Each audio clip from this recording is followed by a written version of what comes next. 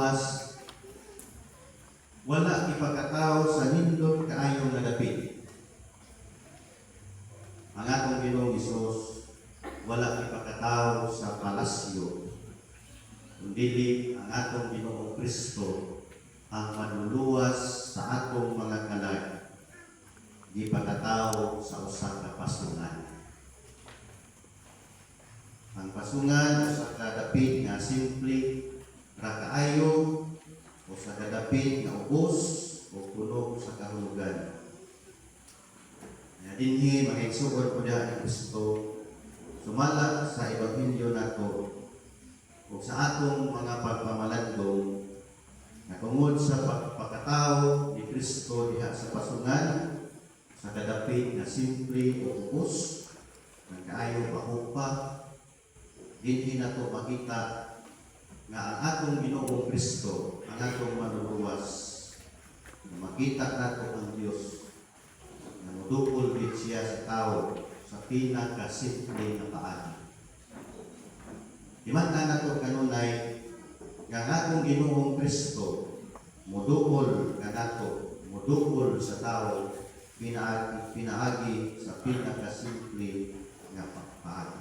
Nga naman karon walay mahadlok o karon nga walay tao o karon ang tanan kakatawhan na gustong dukol niya makadukol.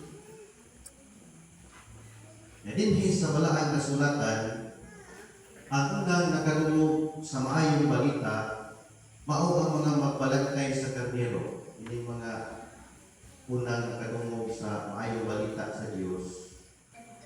Mga ordinaryo nga tao, dili bantugan, mga tao na dili kinila ang nakauna pagkadungog sa maayong balita sa Dios. Niya dinhi sa atong pagpamalandong, ipakita sa atong ebanghelyo nga ang grasya sa Dios para sa tanan. Labi na sa mga tao nga mapainupsanon o sa mga tao nga matinukanon.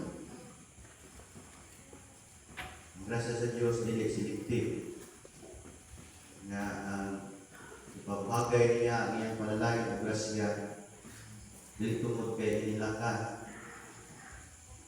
Ang grasya sa Diyos para sa tanan.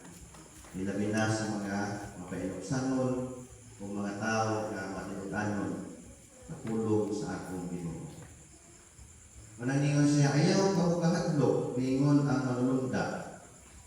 Kay ang pagkatao ni Jesus nagdala o kalipay, ang pagkatao ni Jesus nagdala o paglaog. O ang pagkatao ni Kristo nagdala o kalinaw. Sa akong panahon karon mag-igsuon, dili na to ikalimod atong natay mga kahadlok sa kaumaon, mga kabalakad sa pamilya, nakapoy sa kinabuhi, ni mga natanga.